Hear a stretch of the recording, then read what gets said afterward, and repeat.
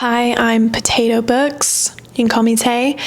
We are going to talk about the internet's most popular book right now. I feel very excited to be a part of the conversation because I'm not going to lie, when I first heard what it was about, I was like, that's very creative.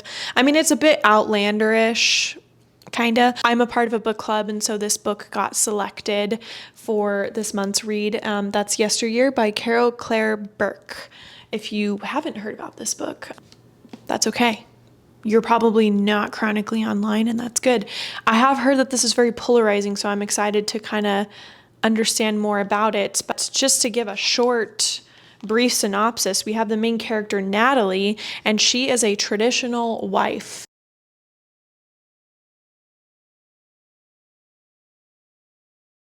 Not only do we have the layer of a traditional wife, we also have the layer of an influencer. I think the conversation around influencers right now is, for some reason my mic cut out, but what I was trying to say with the influencer part of this is that there is some discussion around influencers, and we have our main character who is promoting this traditional lifestyle. To some, that could be very controversial, and to have such a big platform can be a issue for some. So yeah, to have those two layers is just interesting. Natalie one day wakes up in 1855. She's still with her husband and her kids, but they're not her husband and her kids.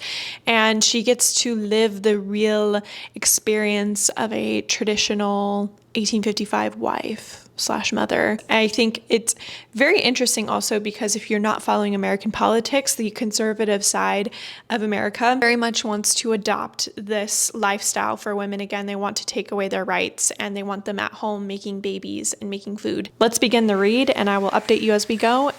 It will be spoiler free. Okay? All right.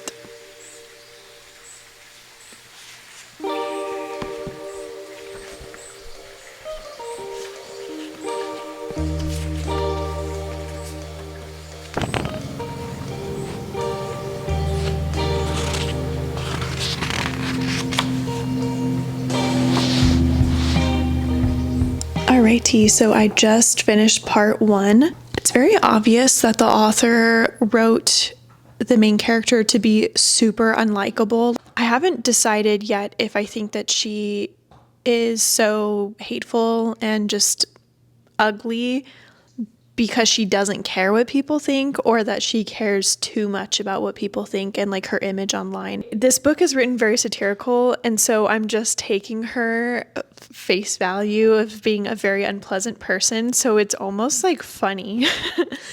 It ended the first part with her and her husband praying, which, by the way, she does not like her husband. Like, she thinks he's an absolute moron. And she says, "And please give my husband a spine. I'm tired of him needing to borrow mine." I just laughed. I laughed a little bit.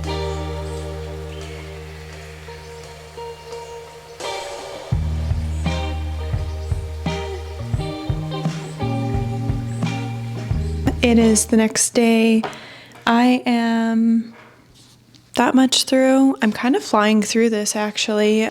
Very entertained, let me say. I think the author did a great job at structuring the story. We're not just kind of stuck in 1855. You know, at this point she's in 1855, but the way it's written is that she gets like flashbacks to her life and how she kind of ended up in the position that she is in. And it gives us perspective on kind of why she became the person that she is.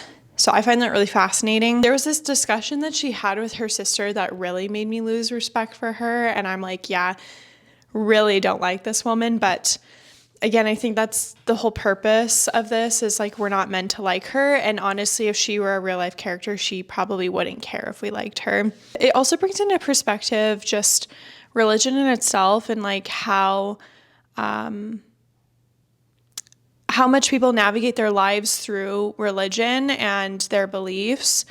As somebody who didn't grow up super religious, my parents are religious, but they're not super religious, and I don't subscribe to a religion. So I'm getting some more insight on theology, and I just think that that's an interesting element to this book. I thought I would have more to say, but I think it's just because I really want to keep reading it.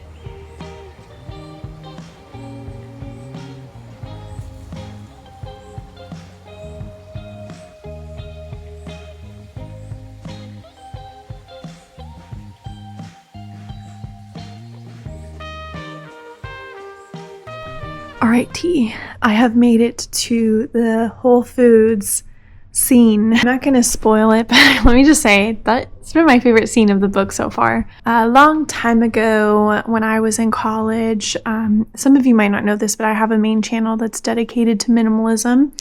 And in the thick of my minimalism journey, I really craved the escapism of going away and living in the mountains, living off the land. There's a creator on YouTube specifically that I followed very heavily. Like, I tuned in every week for their videos, and I really admired the cinematography, the beauty of nature that was incorporated in the videos. And so I feel like I've experienced Natalie before. I have followed a Natalie, not saying that this creator is conservative and has these very extreme views, not like that. It was just the idea of living off the land, having animals, making things from scratch.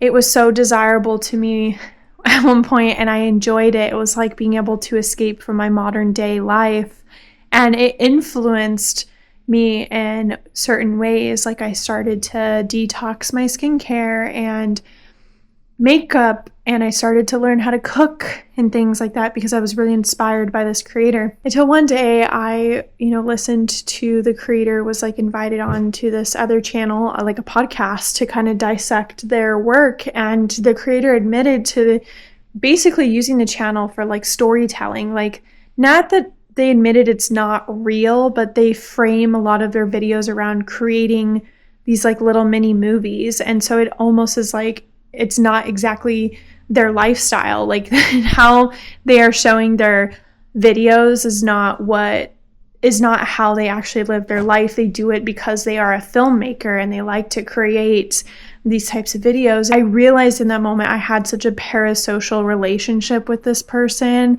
and it freaked me out. I was like, wow, I need to go outside and touch grass, first of all. It is a really good reminder of like, you really can't believe everything that you see online. And I think Natalie in this book is a perfect example of that. And there's this scene that happens in the book where she's confronted with somebody at Whole Foods. And something happens, and I think I was that other person. I haven't really been able to watch this person's videos ever since, even though I would still enjoy them. I just can't help.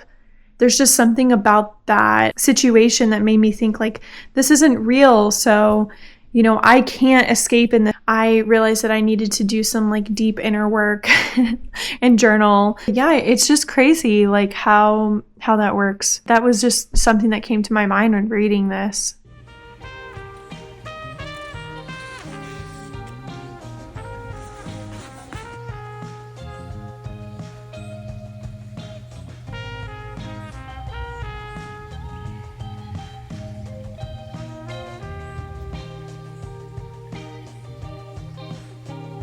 I am back after a very chaotic and busy week.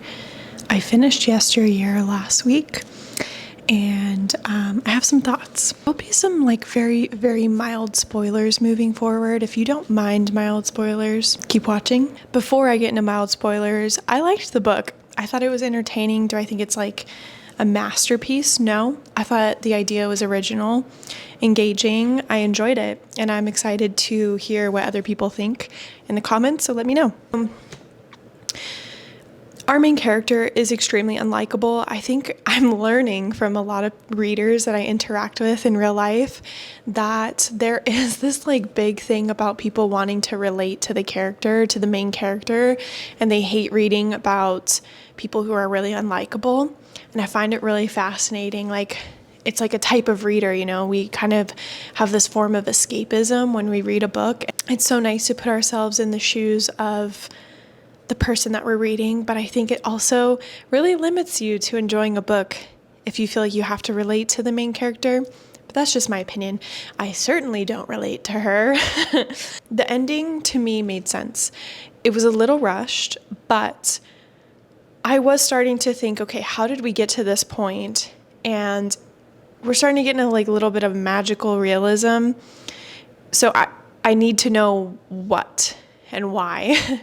And the ending explains that, and it makes the most sense. Do I think it's a little far-fetched if this happened to somebody in person? Possibly.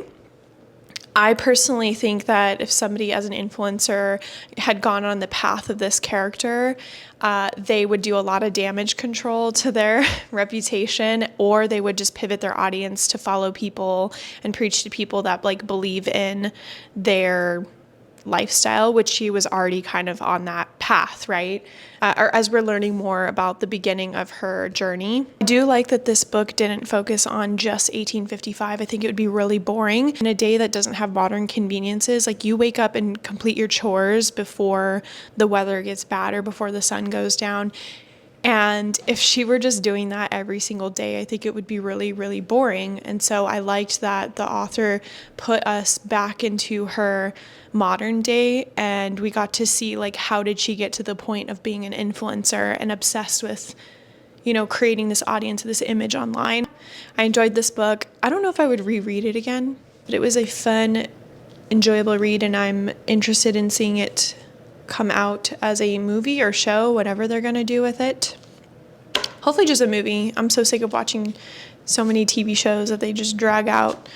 I think this could be perfectly put into a movie. Let me know what you're reading, and I will see you in the next one. Okay, bye.